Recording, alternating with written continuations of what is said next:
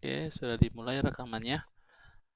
Oke, saya cek dulu apa tadi ada yang masuk. Sementara belum ada, saya lanjutkan.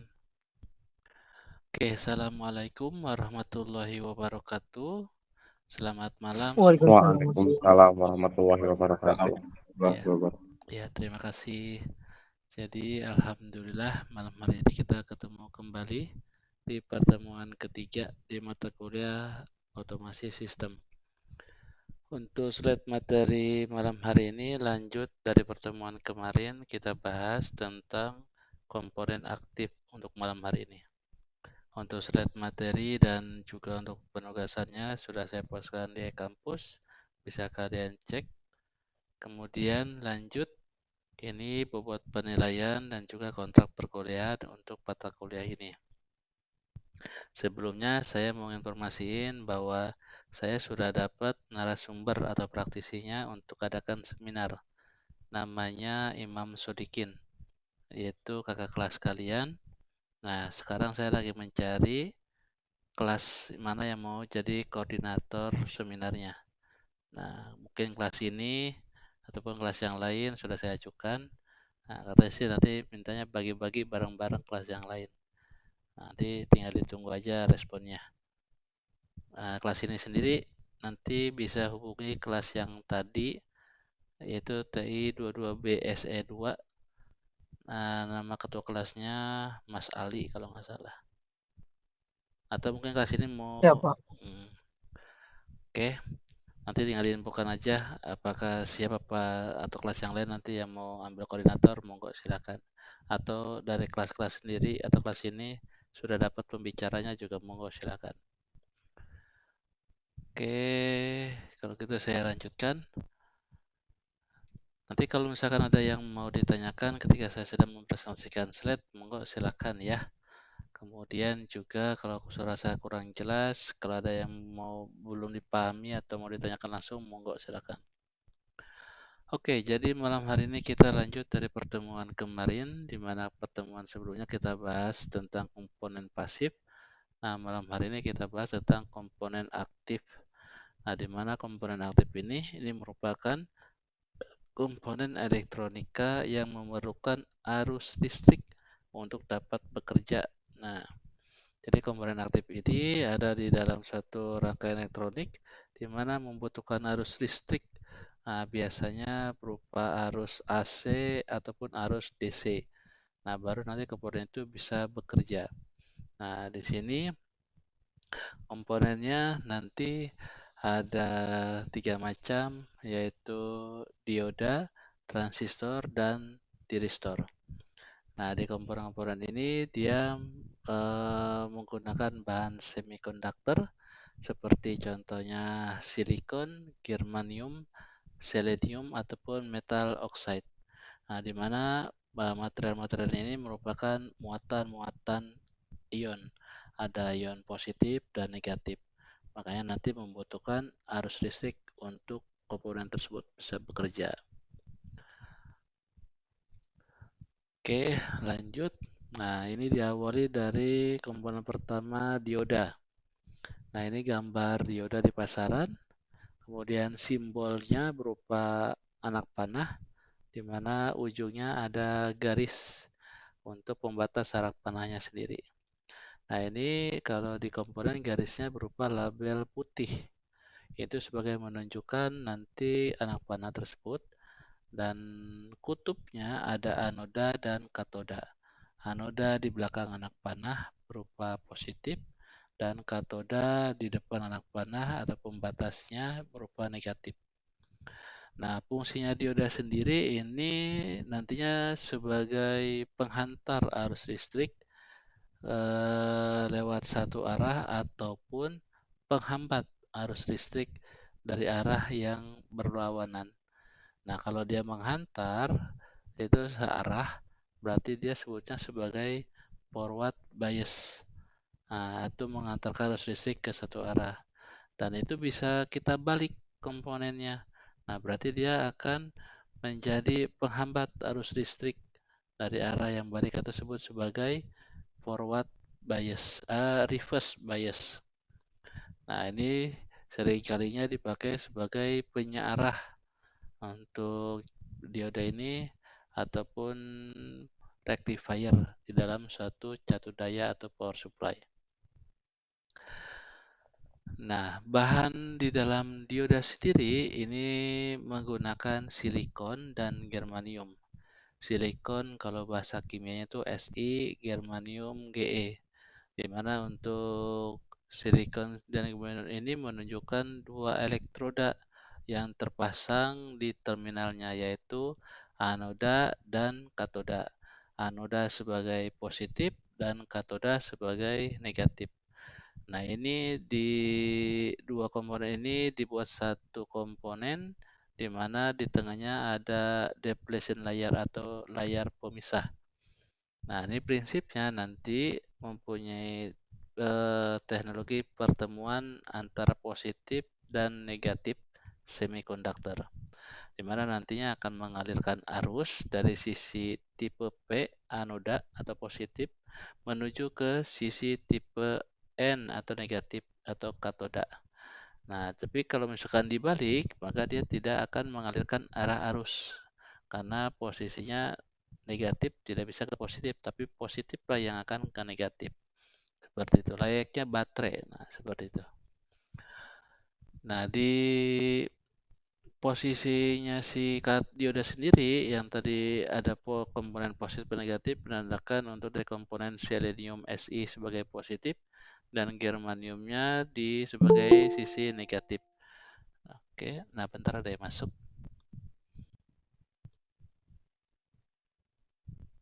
Oke, saya lanjutkan. Kemudian, nah ini rangkaian dioda di dalam rangkaian elektronika di mana sebagai forward bias atau penghantar arus listrik ataupun reverse bias penghambat arus listrik. Di mana prinsipnya simple, ketika dia forward berarti dari power supply plus minusnya, plusnya arah ke anoda dan outputnya nanti ke lampu. Nah, maka ketika dikasih power nanti lampu akan bisa hidup. Nah, kemudian yang reverse itu menghambat arus listrik, maka lampu juga akan mati. Oke. Nah, fungsinya simple sebagai menghantar ataupun menghambat arus listrik di dalam satu rangkaian elektronik, di mana nanti tergantung dari pemasangan dan penggunaannya, apakah mau forward atau reverse. Nah, si dioda sendiri ini banyak jenisnya. Nah, salah satunya yang pertama sebagai penyarah atau dioda rectifier. Nah, fungsinya itu biasanya untuk mengarahkan tegangan. Misalkan ingin ingin menyarah dari tegangan AC ke DC. Nah, biasanya ini sebagai penyarah yang ada di catu daya, power supply, ataupun adaptor, di mana nantinya akan mengubah sinyal AC ke DC. Kemudian bisa juga sebagai pemotong. Nah, nanti namanya dioda Zener. Ataupun bisa juga sebagai penurun tegangan. Jadi tegangannya tergantung dari cut off si dioda tersebut. Ataupun sebagai safety untuk pengaman polarity kalau misalkan terjadi hubung singkat atau kebalik. Supaya nanti rangkaian elektronika yang lain tidak rusak. Cukup diodanya saja. Atau orang nyebutnya sebagai fuse sikring seperti itu. Nah, berikutnya ini lanjutannya dari dioda sebagai pemangkas tegangan atau disebut sebagai dioda Zener. Nah, ini berbeda seperti dioda bawaannya, namun prinsipnya sama. Hanya gambarnya ada sedikit warna oranye dan label hitam menunjukkan garis pembatas dari tanda panahnya. Nah, ini tetap ada positif negatif, ada anoda dan katodanya. Bentar ada yang masuk. Nah, ini sama seperti prinsipnya dioda, ada anoda dan katodanya. Namun di sini untuk genre sendiri dikhususkan atau dioda khusus yang digunakan di rangkaian bias ataupun forward, di mana nantinya dia memiliki fungsi untuk meng-cut off ataupun untuk memotong tegangan yang diinginkannya. atau ada tegangan yang melampaui batas. Jadi pakai dioda Zener supaya tegangannya selalu stabil di tegangan itu. Nah, biasanya sebutnya sebagai breakdown voltage atau tegangan tembus. Nah, di sini nantinya si dioda dapat memberikan output tegangan yang stabil untuk power supply ataupun untuk rangkaian elektronik. Nah, kemudian komponen yang kedua itu transistor. Nah, transistor ini bentukannya ada tiga kaki. Kakinya terdiri dari C, B, dan E. C itu sebagai korektor, B-nya basis, E-nya emitor. Ini bisa tipe kaki pertama B, kaki kedua C, kaki ketiga E. Ini bisa seperti itu ataupun sebaliknya. Nah, tergantung dari tipenya. Ada yang PNP, ada yang NPN. Berarti kalau PNT itu positif, negatif, positif. Kalau NPN negatif, positif, negatif. Nah, tergantung dari tipenya, di mana nantinya ada common collector, common basis, dan juga common emitter. Fungsinya sendiri transistor ini sebagai penguat, atau juga bisa sebagai penyambung, ataupun bisa juga sebagai pemutus, ataupun juga sebagai stabilitas tegangan untuk modulasi sinyal. Nah, tapi kebanyakan dipakai sebagai penguat dan juga pemutus ataupun saklar. Nah, di sini dia mempunyai komponen di dalamnya terdiri dari gallium arsenide, silikon, dan germanium. Jadi ada juga komponen-komponen sama seperti dioda, ada komponen-komponen elektrod di dalamnya. Ada elektroda aktif, baik itu positif ataupun negatif, di mana fungsinya untuk penguat ataupun saklar. Nah, transistor seringkali digunakan sebagai penguat ataupun sebagai saklar. Nah, transistor sebagai penguat atau amplifier. Nah, contohnya untuk suara atau video atau di speaker. Nah, itu pakai transistor. Kemudian untuk mengubahnya knobnya biasanya pakai potensio. Nah, ya, di situ fungsinya nanti si transistor akan meningkatkan nilai amplitudo gelombang yang masuk melalui inputan tanpa merubah karakternya. Jadi nilai amplitudonya ditinggikan, jadi sehingga nilainya lebih besar. Nah, ini sebagai penguat. Nah, biasa dipakai di rangkaian driver, pengeras suara, ataupun instrumen video lainnya. Kemudian, transistor juga bisa digunakan sebagai saklar. Nah, sebelum itu transistor bisa digunakan sebagai penguat, bisa tadi yang C, common emitter, common collector, dan common basis. Nah, common emitter sebagai saklar atau switching. Bentar, ada yang masuk. Oke, saya lanjutkan. Nah, ini prinsip kerjanya simple, di mana konsep kerjanya mirip seperti keran air. Nah, misalkan kerannya ada pemutar itu dari basisnya. Nah, common collector inputan, outputnya common emitter. Nah, di sini nanti tinggal kita buka tutup kerannya lewat basisnya untuk on off. Nah, switching atau saklar. Nah, di sini nanti bisa memutus ataupun menyambungkan arus listrik. Nah, di mana lewat elektronik kita bisa membuat switching otomatis, ataupun lewat pemrograman, di mana menganalogikannya seperti layaknya keran air. Saat keran dibuka, air mengalir. Ataupun sebaliknya, saat keran ditutup, maka air tidak mengalir. Seperti itu. Nah, di sini ada beberapa nilai lebih untuk transistor kalau kita gunakan sebagai sikring atau saklar. Di mana nanti pertama ketika perubahan on off-nya ini cepat sekali, saking cepatnya maka jarang sekali menimbulkan percikan api. Nah, di sini kalau misalkan relay kedengaran suaranya cetak-cetuk, cetak-cetuk. Nah, kemudian juga apalagi untuk yang harus besar seringkali terjadi percikan api. Kemudian karena lebih komponennya kecil, itu lebih ringkas, lebih ekonomis, dan juga namun kelebihannya sering terjadi aus. Karena kalau keseringan kontak mekanis, saking bendanya kecil, kalau keseringan itu sering jadi aus, lama-lama koslet. Nah, Kemudian selain itu juga bisa dipakai untuk menstabilisasi komponen ataupun perata arus ataupun penahan arus supaya kalau komponen itu ada masalah itu yang rusak, tapi komponen elektronika yang lain aman seperti itu.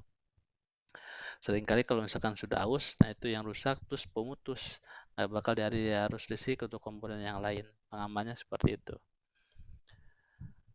Dan komponen yang terakhir ini namanya thyristor.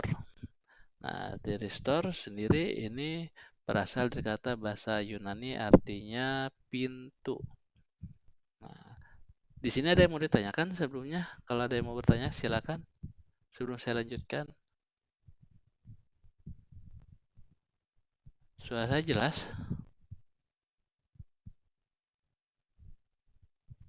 Jelas, Pak. Oke. Kalau gitu saya Ya. lanjutkan. Nah, thyristor ini dalam bahasa arti Yunani itu berupa pintu dan konsepnya juga sama ketika dipasang di rangkaian elektronik, di mana di sini dia layaknya pintu untuk mengendalikan arus yang masuk dan arus yang keluar pada rangkaian elektronik. Nah, biasanya si thyristor ini menggunakan controller pengendalinya untuk menggerakkan pintunya terbuka dan tertutup. Nah, controllernya bisa menggunakan relay ataupun bisa menggunakan langsung bahasa pemrograman dengan switching input ataupun outputnya. Nah, di sini jika aliran arus masuk, maka nantinya otomatis dia akan membuka ataupun sebaliknya untuk menutup arus supaya tidak masuk ke rangkaian elektronik. Nah, hampir sama seperti sikring ataupun saklar, namun perbedaannya di sini komponennya lebih besar.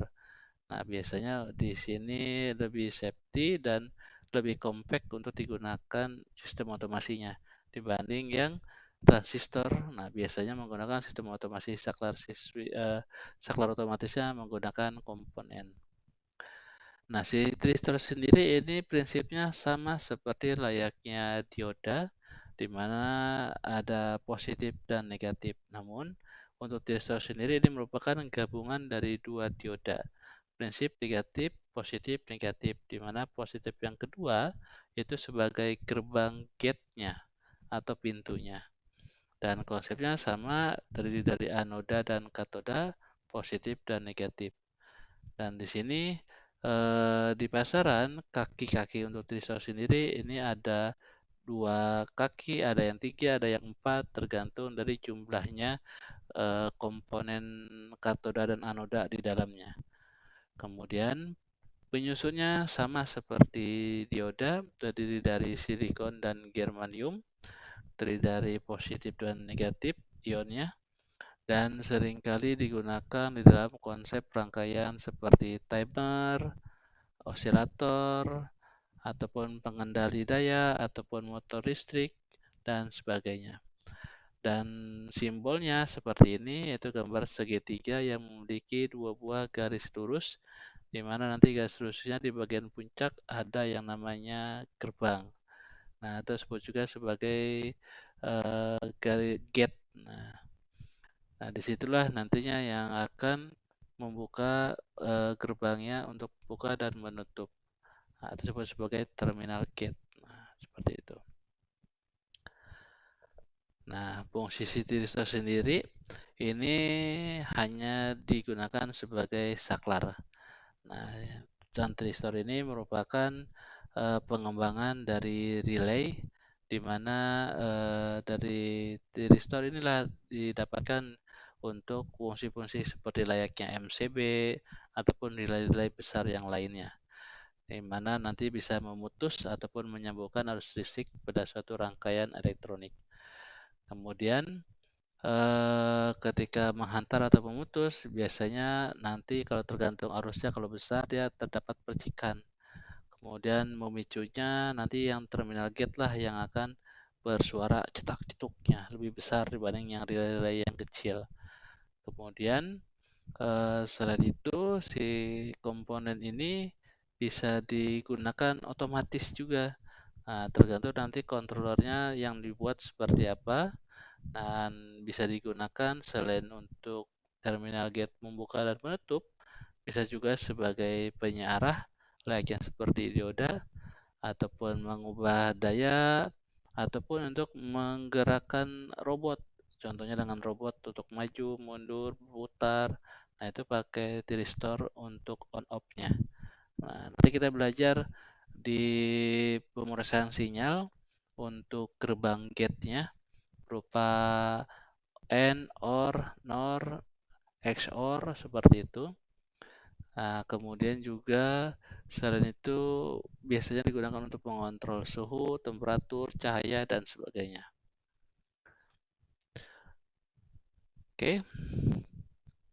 Dan ini kenapa cara kerjanya thyristor tadi tidak jauh berbeda dari pintu untuk yang saklar, di mana akan membuka dan menutup terminal gate-nya supaya nantinya arus tersebut bisa mengalir ataupun tidak ke dalam suatu rangkaian elektronik.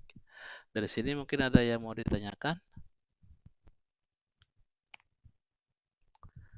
Dan ini tugas untuk pertemuan yang ketiga ini untuk elektronik udah habis. Cukup sampai 2 pertemuan saja. Kita bahas komponen pasif dan komponen aktif. Tugas yang pertama ini nomor 1 dibuatkan video. Nah, kemudian nanti videonya di-upload di media sosial kalian. Linknya nanti di copy paste di Word di nomor 1. Untuk nomor 2 ini kalau nanti project automation-nya ada yang membuat rangkaian elektronik, nah ini disertakan. Baik itu kalau rangkaian elektronik untuk yang aktif ataupun pasif. Namun, jika tidak ada, saya buat pro software, hanya RPA saja. Jadi tidak ada hardware-nya. Berarti ini nggak usah. Saya buat project automation-nya sama seperti IoT. Nah, ini berarti ada, baik itu komponen aktif ataupun pasif. Atau saya ingin buat project automation-nya menggunakan mekanis. Nah, ini berarti nggak usah yang nomor 2. Seperti itu. Oke. Kalau ada yang mau ditanyakan, silahkan. Di luar jam kuliah juga monggo silahkan. Bisa WA di grup atau WA japri ke saya atau email. Monggo silahkan kalau ada yang mau ditanyakan.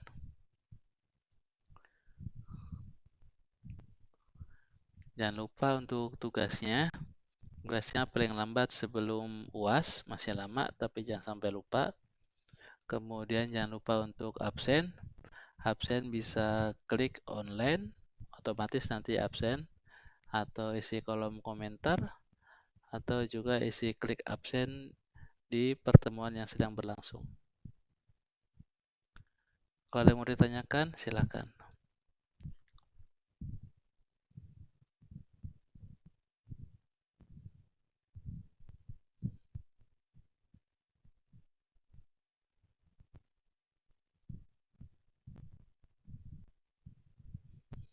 Nah, ini udah selesai bagian elektronik. Minggu depan kita ke mekatronik, yaitu berupa mekanik dan elektronik. Baru nanti setelah itu kita bermain sistem IT automation menggunakan komputer. Kita bahas tentang RPA.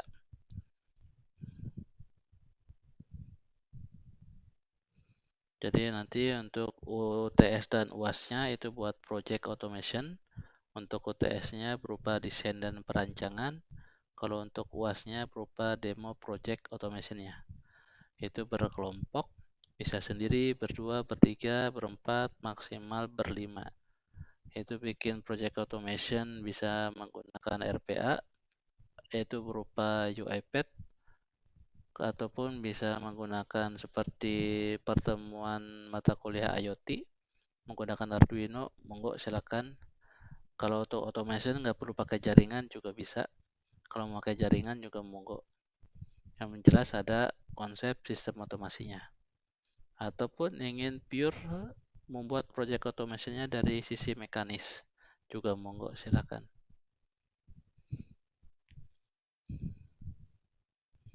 Jadi diharapkan output untuk mata kuliah ini bisa membantu kalian mengerjakan skripsi ataupun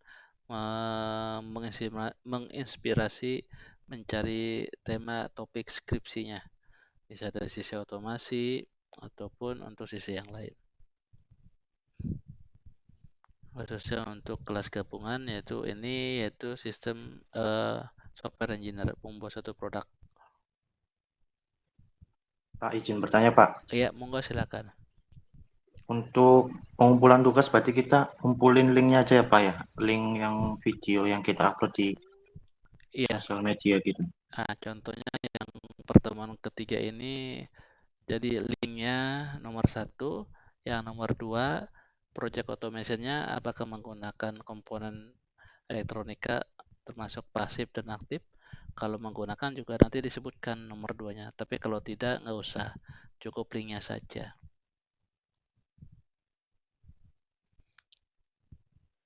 Ya, Pak, Jelas? makasih, Pak. Iya. Kalau belum jelas tanyakan lagi ya. Maaf Pak, mau nanya Pak. Iya, silakan.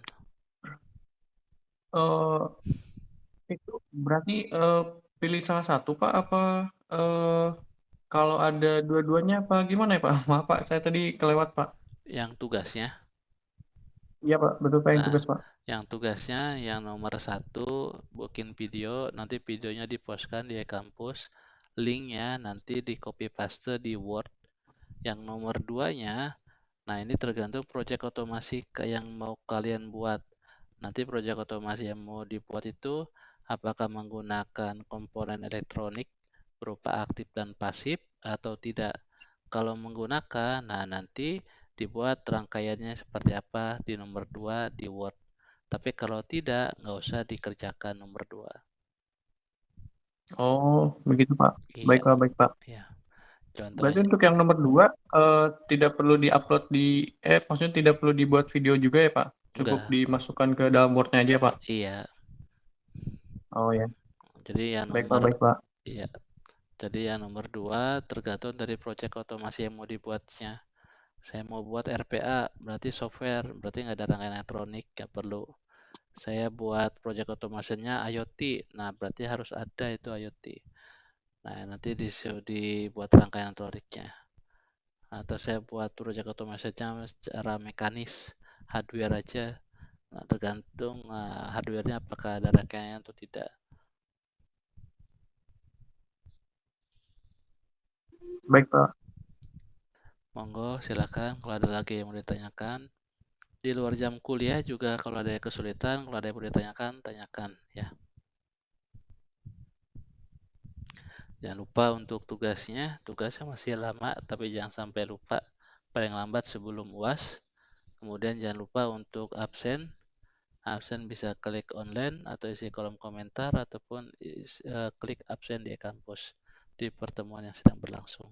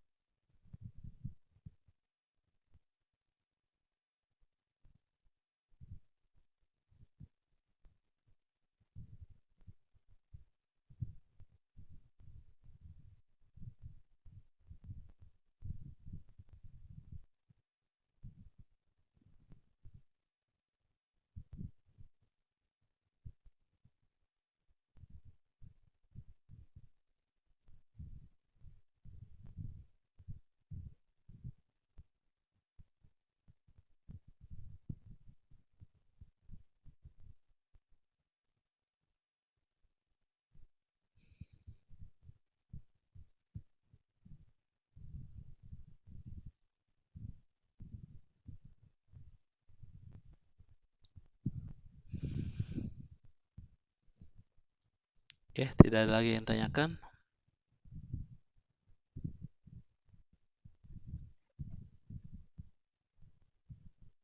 Oke, kalau tidak ada, nanti kita ketemu lagi minggu depan.